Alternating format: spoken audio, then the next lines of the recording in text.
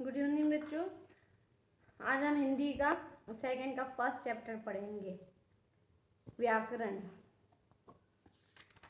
हमारा first chapter है भाषा, बोली, लिपि और व्याकरण। आप जानते हो भाषा क्या होती है? जैसे बोलकर, सुनकर, लिखकर, पढ़कर विचारों के भावों के आदान प्रदान करने की प्रक्रिया को क्या बोलते हैं? भाषा कहते हैं।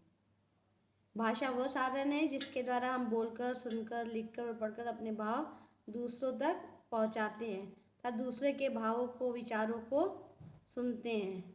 क्या कहलाती है? भाषा।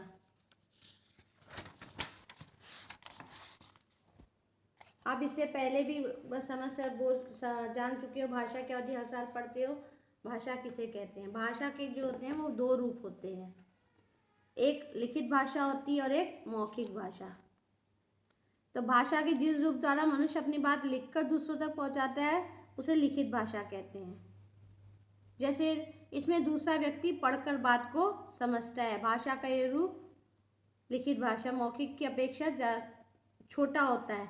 इसमें हम ज़्यादा नहीं बोल कर सकते, इसको नहीं ज़्यादा बड़ा कर सकते। अब मौखिक भाषा वो है जिसमें मनुष्य अपनी बात बोलकर दूसरों तक पहुंचाता है, उसे कहते हैं मौखिक भाषा।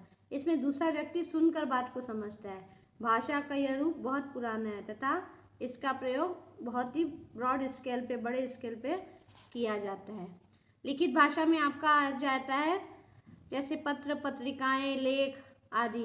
और मौखिक भाषा में आता है जैसे समाचार वाचन, आपका रेडियो, दूरदर्शन, ये सब आते हैं। कई बार हम संकेत द्वारा भी अपनी भाषा को दूसरों तक पहुंचाते हैं, लेकिन संकेत के माध्यम से अपनी बात न तो हम प्रॉपर समझा पाते हैं, न किसी की बात हम समझ पाते हैं। इसलिए हम केवल मौखिक और लिखित रूप का ही ज़्यादा प्रयोग करते हैं।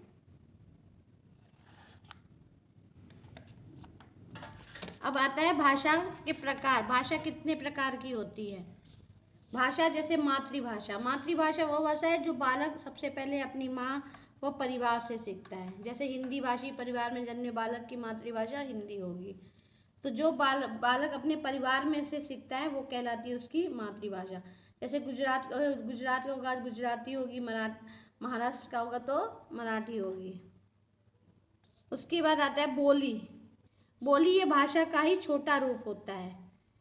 बोली क्या है? बोली छोटे स्तर पे यूज़ की जाती है, छोटे क्षेत्र में यूज़ की जाती है। भाषा क्या होती है? यही बोली जब ज़्यादा ब्रॉड स्केल पे, बड़े स्केल पे आ जाती है तो क्या कहलाती है? बोली कहलाती है। इसीलिए कहते हैं सीमित क्षेत्र में प्रयोग लाया जाने वाला भाषा का अल्प विकसित रूप बोली कहलाता है। एक राज्य में अनेक बोलियां प्रचलित हो सकती है। बोली में साहित्य की रचना नहीं होती है। बोली में क्या होता है? साहित्य की रचना नहीं होती, केवल लोकगीत, लोक कथाएं आदि ही बोले जाते हैं। अवधि, ब्रज भाषा, खड़ी बोली आदि साहित्यिक रचना, पहले कुछ भाषाओं में इनकी रचना हुई है, लेकिन आगे चल के यही बोलियाँ क्या हो गई? खड़ी बोली भाषा का रूप हो गई, जो वर्तमान में हिंदी के नाम से जानी जाती है। राष्ट्रभाषा। राष्ट्रभाषा वह भाषा है जिसका प्रयोग पूरे राष्ट्र में एक साथ किया जाता है। भारत की राष्ट्रभाषा हिंदी है। और राजभाषा। राजभाषा वह है जिसका प्रयोग देश के कार्यालयों में कामकाज के लिए जाता है। जैसे आपके यूपी में है तो हिंदी है, लेकिन अगर आप महाराष्ट्र में जाओगे तो मराठी है, गुजरात में जाओगे तो गुजराती है। तो राजभाषा जिस राज्य की जो भाषा होती है। भारतीय संविधान के अनुच्छेद 343 के अनुसार 14 सितंबर 1949 को हिंदी को भारत की राजभाषा का रूप में स्वीकार किया। इसलिए हम 14 सितंबर को हिंदी दिवस मनाते हैं। विश्व में सबसे अधिक बोले जाने वाली भाषाओं में हिंदी तीसरे नंबर पे आती है। अब है आपका स्क्रिप्ट। स्क्रिप्ट क्या होता है? जब मनुष्य ने भाषा का विकास आरंभ किया तब उसे ध्वनियों की निश्चित रूप देने की आवश्यकता अनुभव हुई। तब उसने ध्वनियों को चिन्हों के रूप में आरंभ किया, जो क्या कहलाती है? लिपि कहलाती है। जैसे किसी भाषा की उच्चारित ध्वनियों को लिखने की विधि लिपि कहलाती है। हमारी हिंदी भाषा की क्या लिपि है?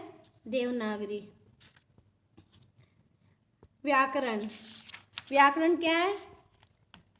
व्याकरण वह शास्त्र है जिसके द्वारा किसी भाषा को शुद्ध रूप से बोलना, लिखना व पढ़ने के नियमों का ज्ञान कराया जाता है। हम अगर व्याकरण नहीं होगा तो हमारे बोलने लिखने में बहुत सारी मिस्टेक हो जाती है।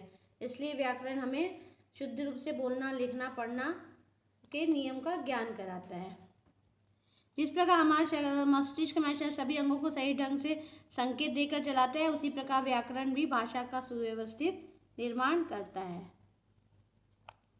जैसे कुछ दिनों के मेल से सप्ताह, सप्ताहों के मेल से महीना, महीनों के मेल से वह, उसी प्रकार अक्षरों के सार्थक मेल से शब्द, शब्दों के सार्थक मेल से वाक्य और वाक्यों के सार्थक मेल से भाषा बनती है। इसी प्रकार व्याकरण के कितने अंग होते हैं? 3, वर्ण, शब्द और वाक्य। अब ये देखिए, हमने कहा था लिपि। विश्व में अनेक भाषा होती है, अंग्रेजी, जर्मन, जापानी, रूसी, तो सभी भाषाओं की कोई ना कोई लिपि होगी। जैसे हिंदी की हमने बताया था आपको, देवनागरी लिपि है। संस्कृत की भी देवनागरी है, बंगाली की बांग्ला, पंजाबी की गुरुमुखी, उर्दू की फारसी, अंग्रेजी की रोमन, जैसे फ्रांसीसी की होगी तो फ्रेंच, आदि ऐसी लिपियाँ होती हैं। तो आप समझ गए कि क्या होता है व्याकरण। व्याकरण के 3 रूप होते हैं। वर्ण विचार, जिसमें हम एक एक वर्ण का वो करते हैं शब्द, कुछ वर्णों से मिलकर शब्द बनते हैं और शब्दों से मिलकर वाक्य बनाए जाते हैं। तो अब इसको आप देखिए, ये इसकी एक्सरसाइज भी मैंने इसमें की है। जिसके पास बुक होगी वो ये बुक में अपनी एक्सरसाइज करेगा और इसका आगे का काम आपको व्हाट्सएप पे करवाया जाएगा। धन्यवाद।